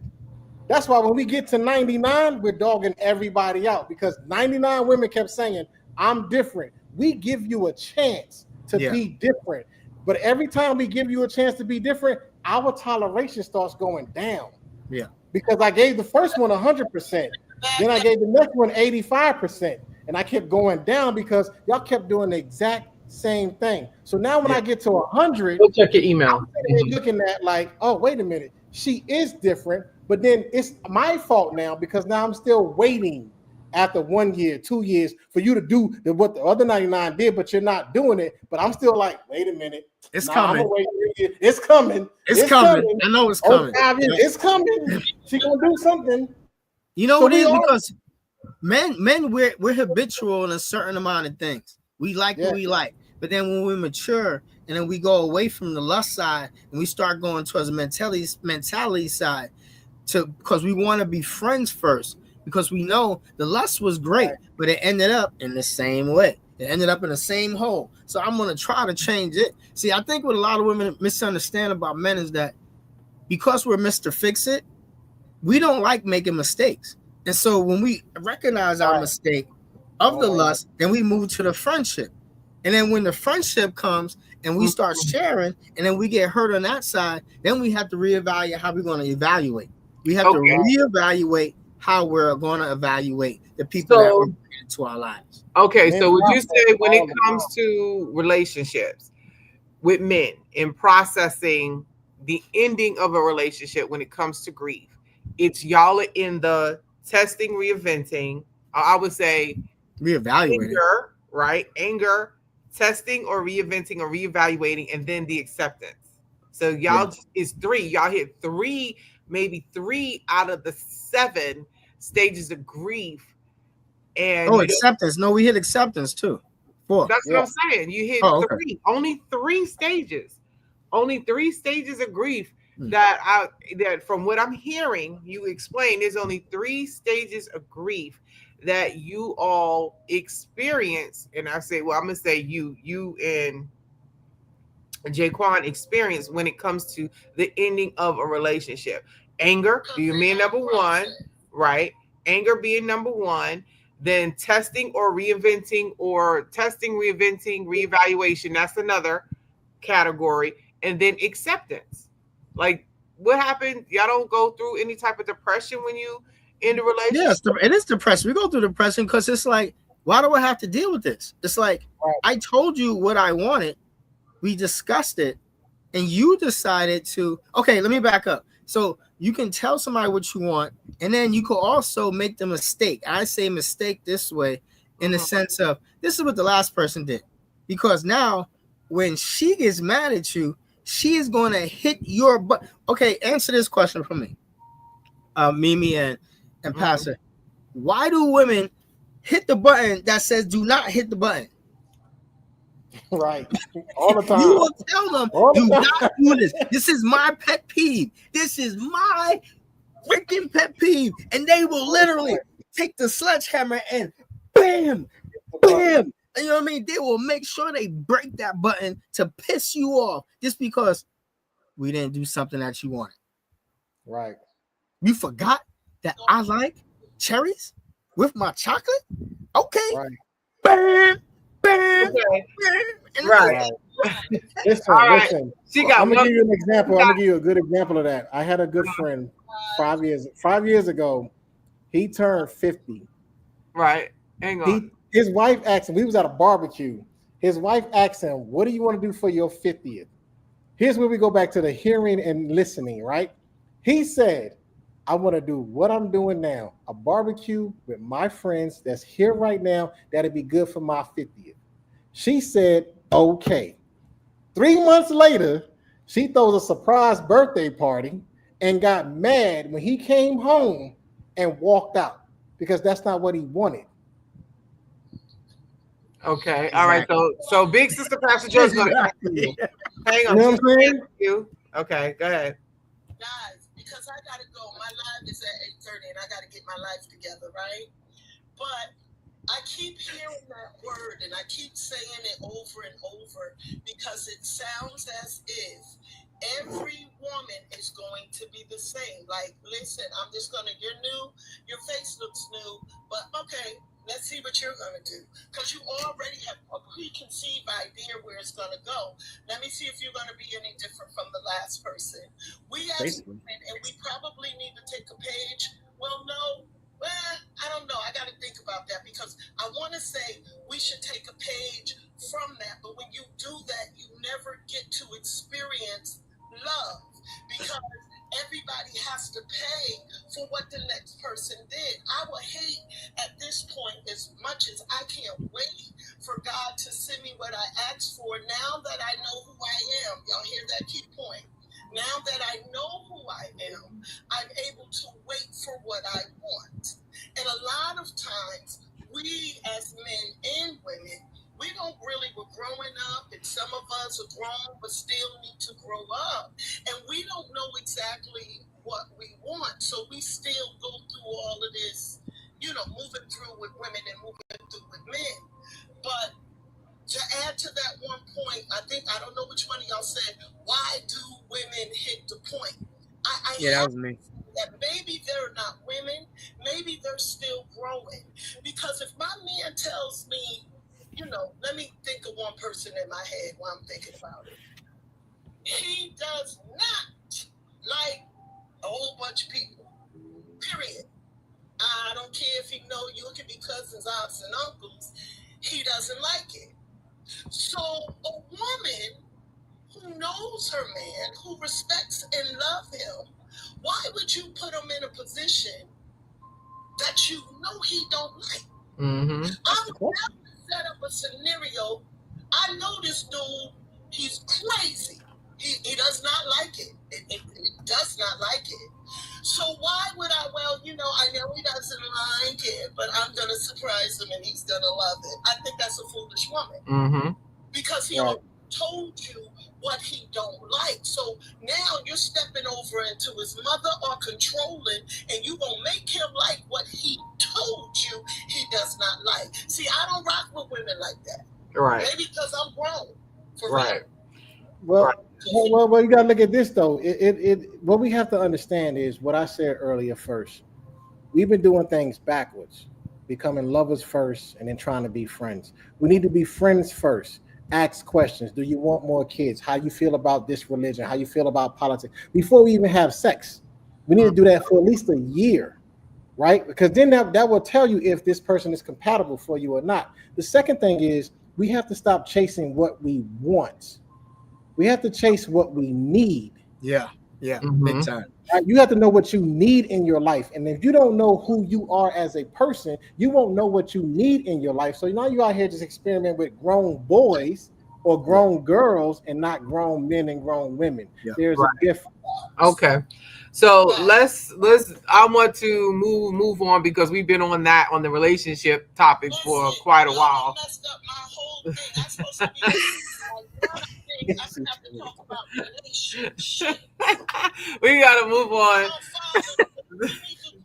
Yes. Talk to the ladies. Yes. So we can get an understanding with our men.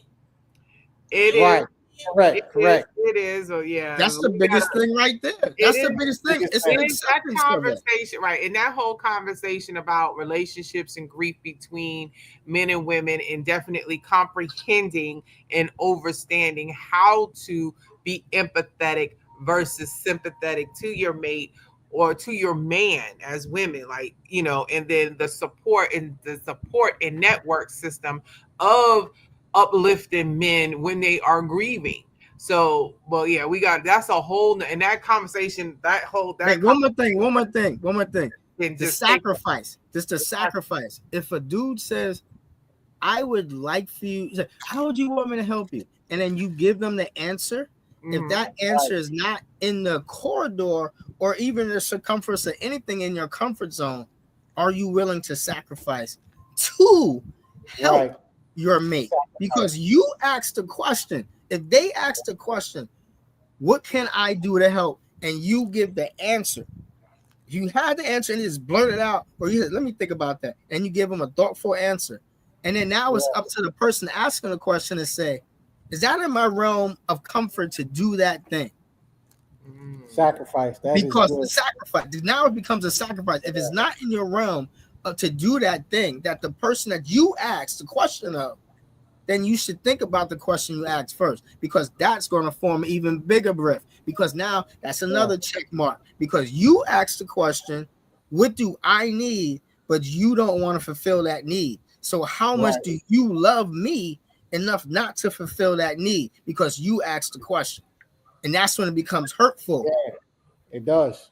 And the crazy thing is, most men will sacrifice more in a relationship than the woman, because a woman has no idea what a man has sacrificed just to make her happy, to make her smile. Right. They don't even care about what we had to give up just to make her smile. Well, no, right? No, but Big Sis Passenger. No, we, like I said, we're gonna move on because we could be on this. Okay, you should have came on earlier. Well, we're gonna revisit this. We can set it up. Set it up. Yeah, we're gonna do this again. You got to do it again for real. Pick a whole separate time and just do a pop-up or something, and make sure you bring your boy back too. Right? Okay. So that we can please write this down. Write it down for me. Write it down. Yeah. Brother, sacrifice more than a woman in a relationship. I can't wait to meet y'all. Y'all play too much. I can't wait to explain that to you. Yeah, exactly. That's gonna be a good show. That's gonna be a good show. Did you write it? I wrote it down.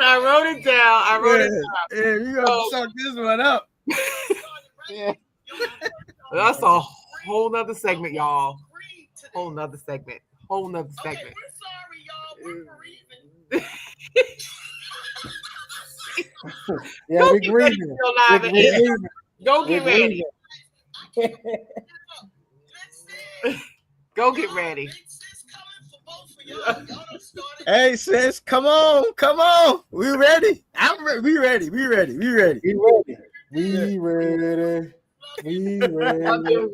you at 8:30. All right. So of course, again, happy Father's Day. We saying that this is the, Father's Day episode where we have definitely, really stretched the boundaries of grief in men, or how men experience grief. So we talked about men grieving the loss of a loved one, grieving loss of relationships, and now we're going to move on to another topic of grief and how men deal with this. Is about employment and career loss or career change. Oh yeah, that'll be good. How do y'all deal with that? So, is there do men experience a loss of identity and purpose when their careers, are their careers tied to a sense of their identity?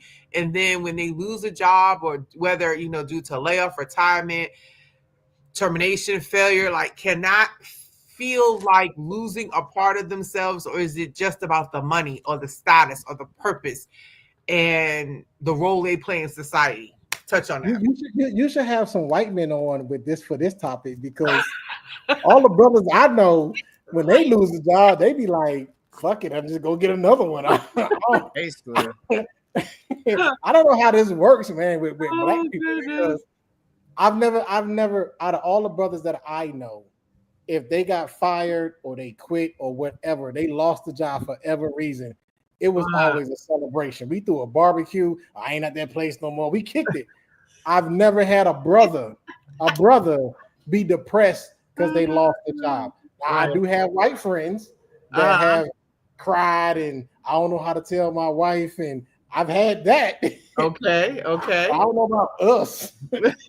Yeah, I think for me, it's only thing is just man, I lost the money, but I'm just gonna get another one. It's just I got comfortable in finding the ins and outs. You know what I mean, of how to skirt around actually working. Okay. It's I'm gonna do my job, and I'm gonna find the easiest way to how to do it. So just know that. Reg knows that for a fact.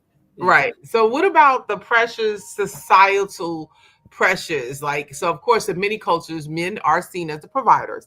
So losing a job can that create a feeling of shame or inadequacy?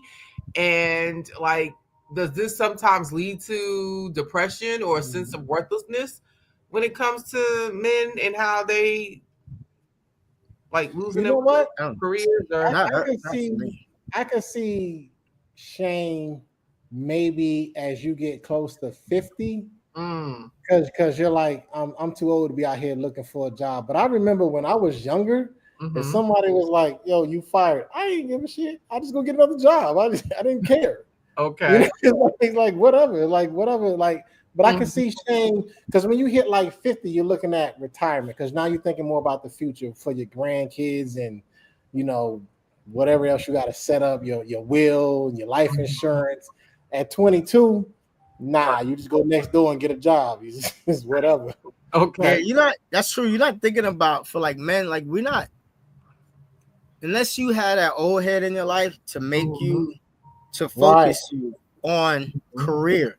See, the thing I have now, because I am plus 50, is like I tell a lot of young heads, it should be, do you want to work at a job or do you want to work at a career? Because that's the difference. You can be 50 at a job and be like, be out the next day, boss come in like, yo, everybody fired. You like, oh damn. So then you do like, oh shoot, what am I gonna do with my life when you're 50 plus? But if you're working on a career, it's a whole different thing, because careers are transferable. you can it's the company you work for. But if you're in a career mindset, you're just like, yo, I'm taking my work attributes and it's transferred to another company. You understand that. Right. So there's no fear, there's no attribute, you just know you're just gonna move. But I think for the portion that where I get at is the older I get, am I closer to following my dreams of where I thought I was going to be at versus where I'm at. Then I find out that there's some people who don't dream. And it's just like, they just walk through life like, oh, I'm just going to keep going through life as it is. And who knows, maybe I'll bump into something.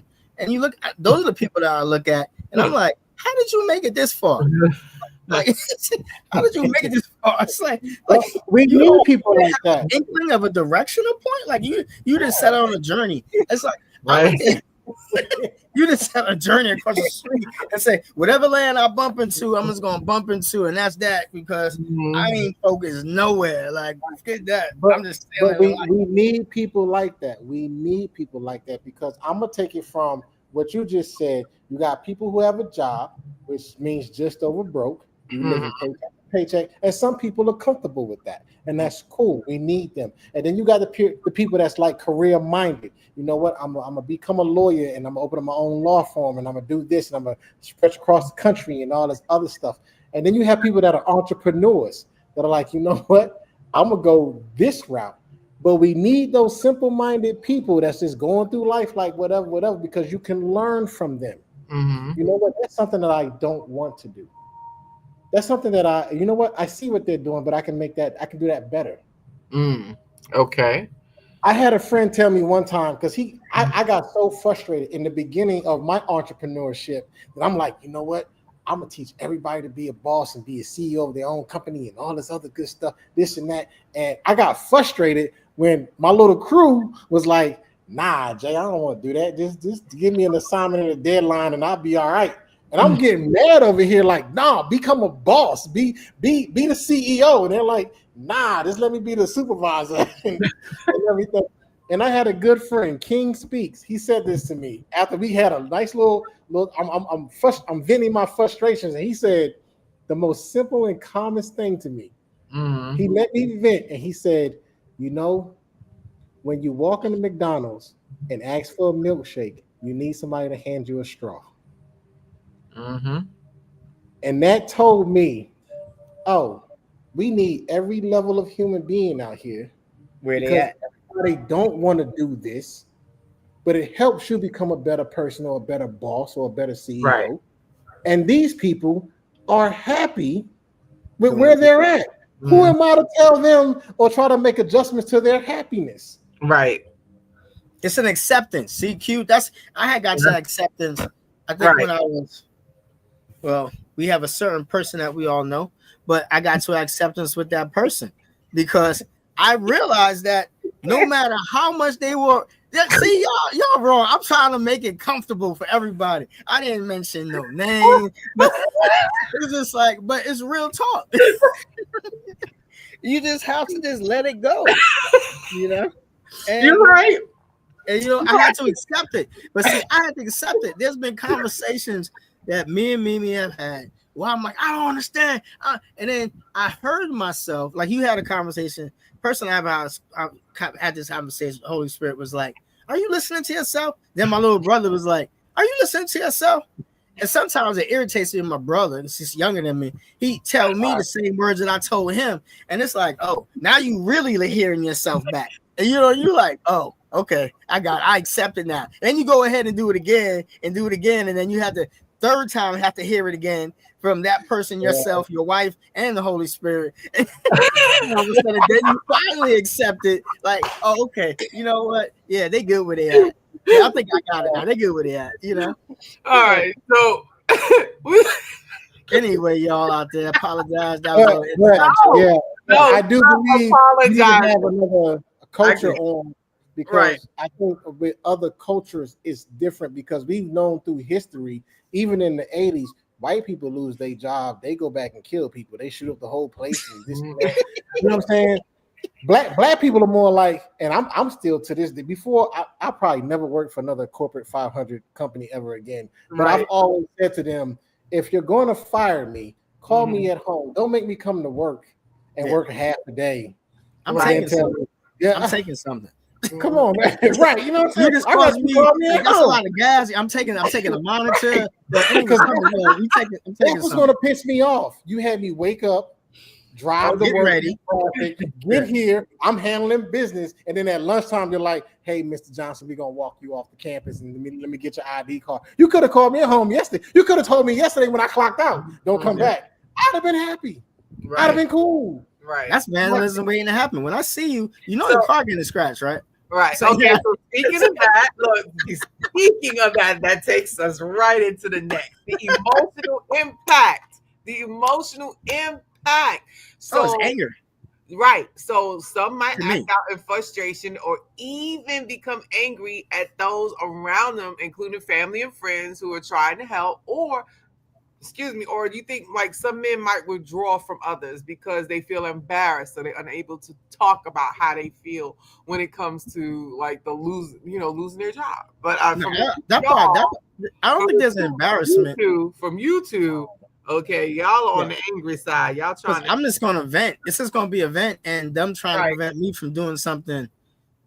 Yeah, doing something, because it's been there's been times that I've openly admit I've done stuff to people's property that, you know what I mean, because of the way I was going. Allegedly. Okay, allegedly.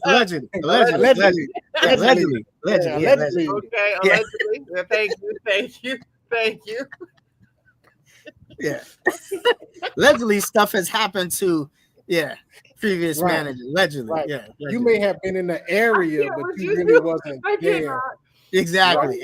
I was there, but obviously I had I was someplace else. Yeah. Okay. Family and friends and everybody around me seeing me. Yeah. This is being recorded. Yeah, exactly.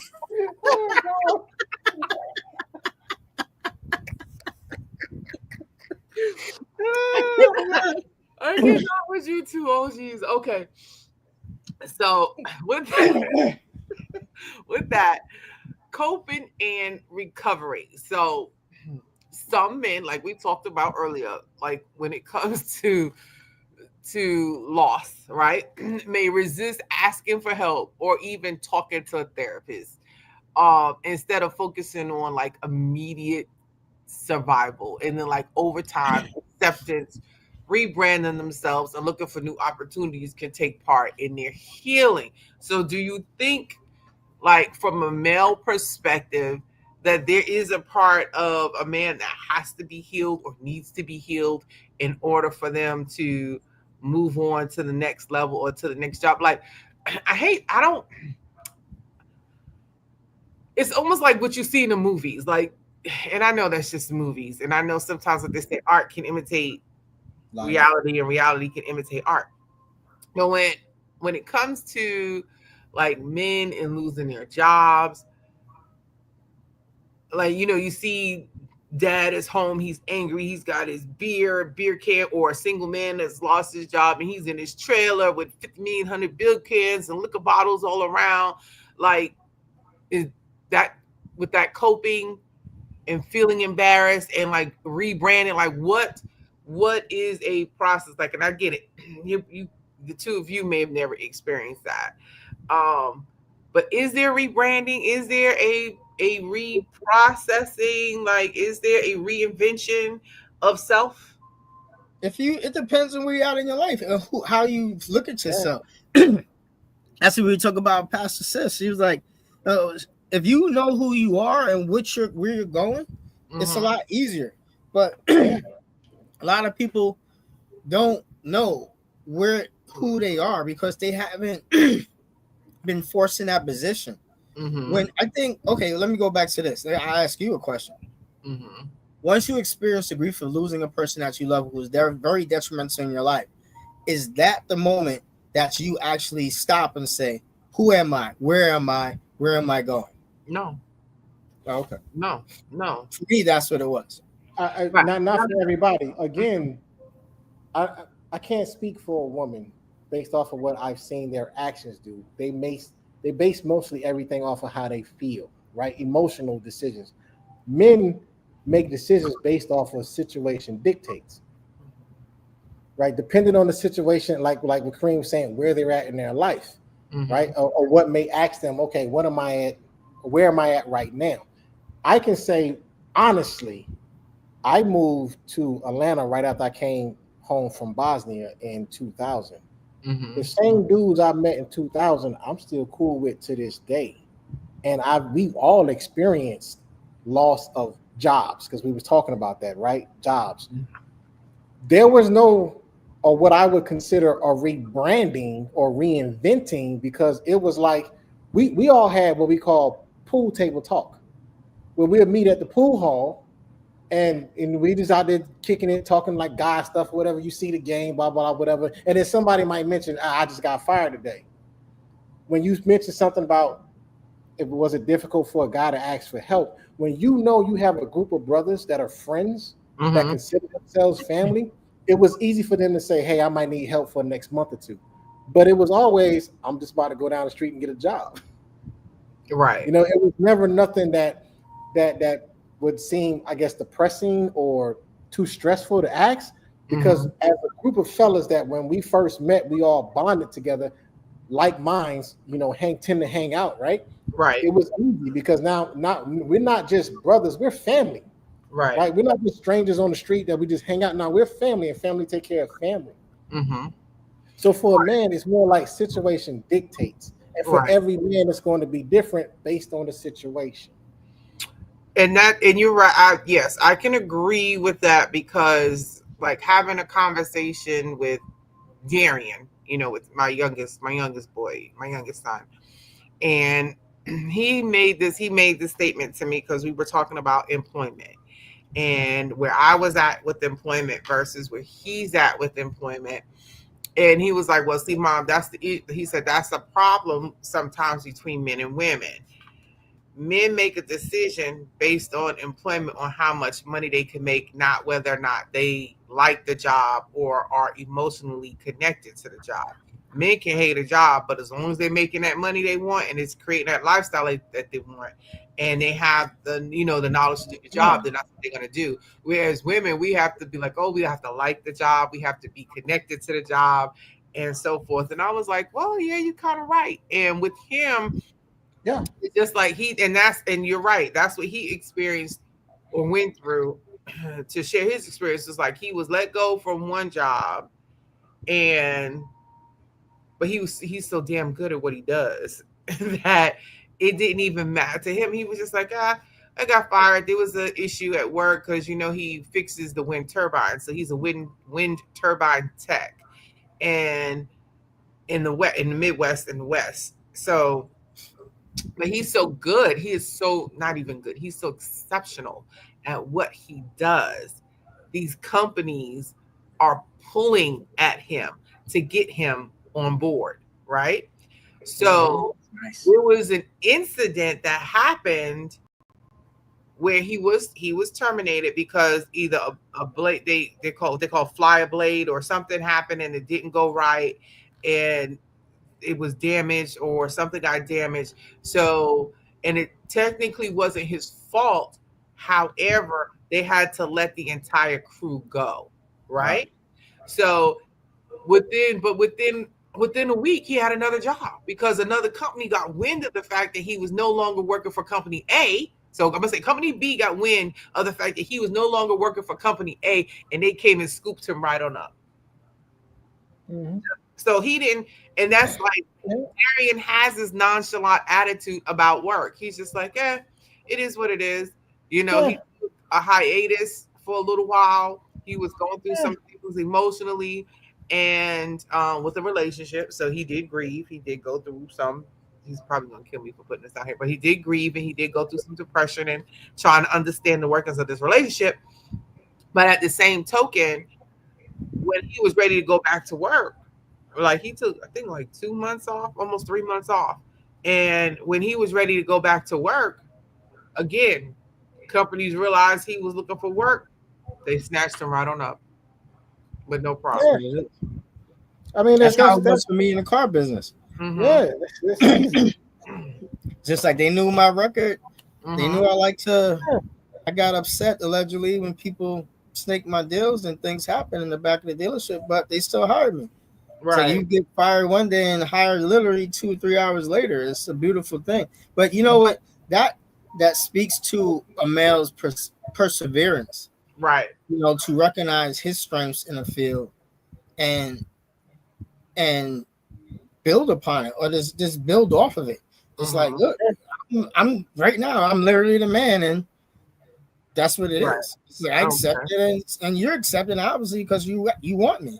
Right. So it's a good thing. It's a good thing. Good thing. Right. All right. I agree with that. Perseverance, because I did 22 years in radiology IT, which is different from regular IT. And I did a lot of hospitals here in the Atlanta area. And because I made a name for myself, even though I have not touched that field in like 5 or 6 years, I can call any one of those hospitals and get a job. Right. Perseverance. And I hate computers, but I'm good at it. But I hate computers. And I only got into computers because when I came home from Bosnia, found out I had a kid. And I said, I got to do something to make some money so that my kid didn't grow up the way I grew up. And computers at the time in 2000 was the biggest thing. And then I said, okay, what's the biggest thing in computers? Oh, radiology IT. Okay, let me get on with that, because it was a small field at the time because they were still printing film for x-rays. They were transitioning into the digital thing.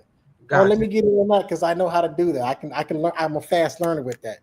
And I did that. And I told pretty much everybody who was close to me, once my kid turned 18 and figured out some things in her life, I'm walking away from this field and I'm going to go back to chasing my dreams. Yep. And that's what you did. That's what you did. Yeah. Exactly. So and still to this day, I got hospitals calling me. You want to come back to work? No. See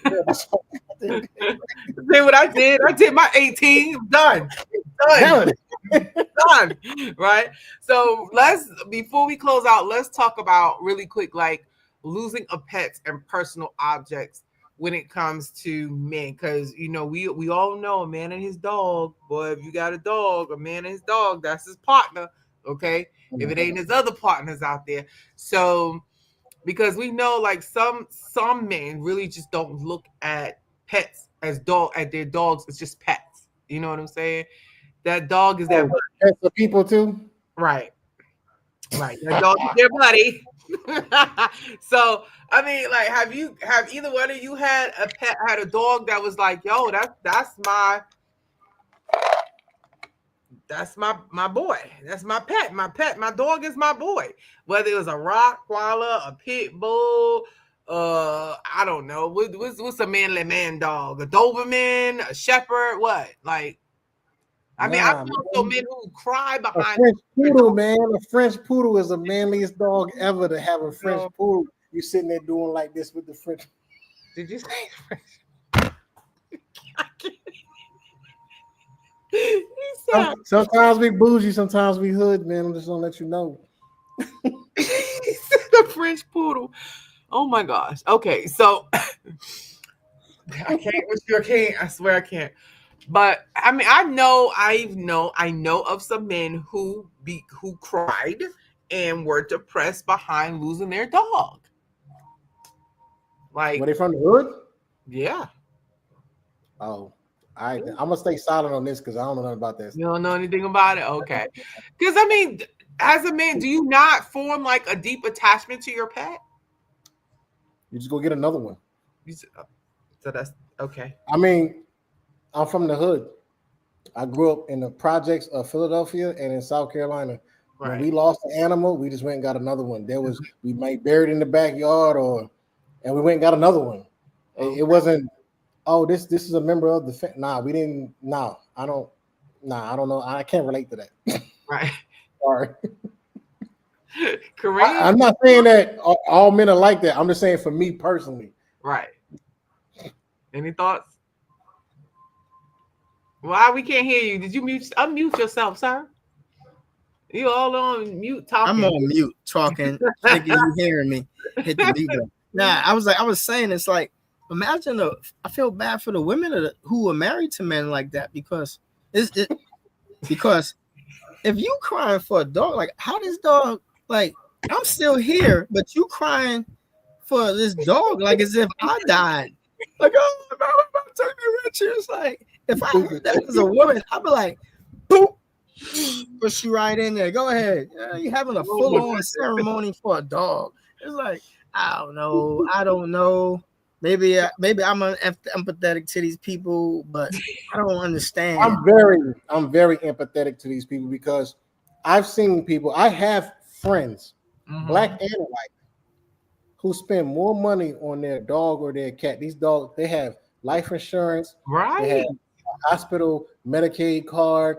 They buy clothes and strollers and I'm just like, it's a dog, right? Like, no, that's true. That's true. I do know some people, but it's different for the people that I know. They have like fur babies. It's not like a pet. It's a fur baby. More so because they couldn't have their own. So those people I understand. But for the people who have kids and have a spouse, and you love your pet more than your spouse, that says something about your spouse. Right. It says something about your spouse. It's just like why are you in love with your pet more than your spouse? They look better than your spouse. All right. Well, any final thoughts? Any final thoughts before we close? I have a final thought. Sister Pastor. No. It is very important because men do think different than women. It is very important for you to understand, for men and women, understand the person that you're with.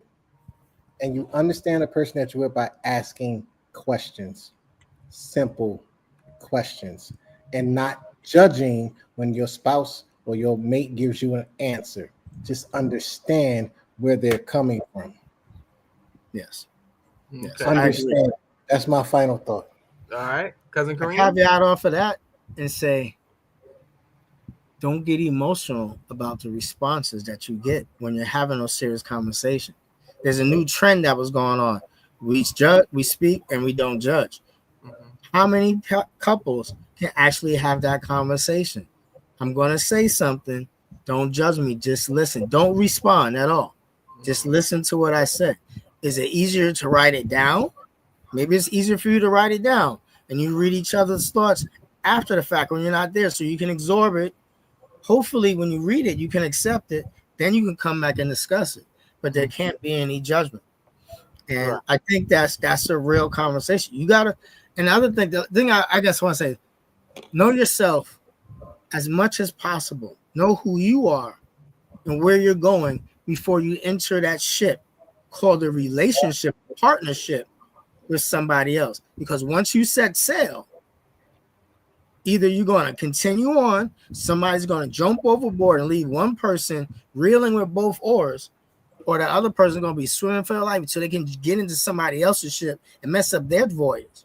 You need to know where you're going in your life before you let somebody into your ship or you into their ship on their journey. Yep. Make a conscious decision that you're going to go on that journey together. Because if not, you're in a world for hurt. You're going to be circling around in the middle of the sea. So one of your capsize, jump overboard, like I said. All right. All right. So, of course, grief doesn't look the same for everybody. For men, especially, societal expectations, personal coping mechanisms often shape how they experience and express their grief. So my encouragement to men is to seek help, whether through therapy, talking with your friends, or joining support groups. I know that's difficult for a lot of men, but it is helpful. Also, acknowledge that it is okay to not have all the answers right away, and that healing is a process. So, with that being said, we thank you for joining us today on this journey through grief, healing, and remembrance. Grief is not something we simply get over. It's something we learn to carry, something that shapes us, and something that teaches us about love and resilience. As you move through your own process, remember to be patient with yourself. There's no timeline, no right or wrong way to grieve. Honor your feelings, embrace the memories, and allow yourself space to heal in your own time. Ooh, excuse me. If today's episode resonated with you, we'd love to hear your thoughts. Feel free to reach out, share your story, or let us know how grief has shaped your journey.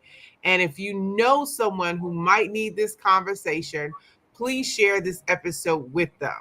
You can reach us on Instagram at SBSH Grief Podcast, on Facebook, Sometimes We're Boujee, Sometimes We're Hood, on TikTok at Sometimes We're Boujee, Sometimes We're Hood, and you can email us at sometimesboujee, sometimeshood@gmail.com. And to remember, like, follow, share, comment on the platform you desire. We look forward to hearing from you. Also, love doesn't mean carrying the impossible. It means showing up imperfectly over and over again. Until next time, be kind to yourself, hold space for your emotions, and remember, you are never alone in this journey. Grief is love with nowhere to go, and you deserve all the care in the world. Have a great night. Nice. Enjoy. All right.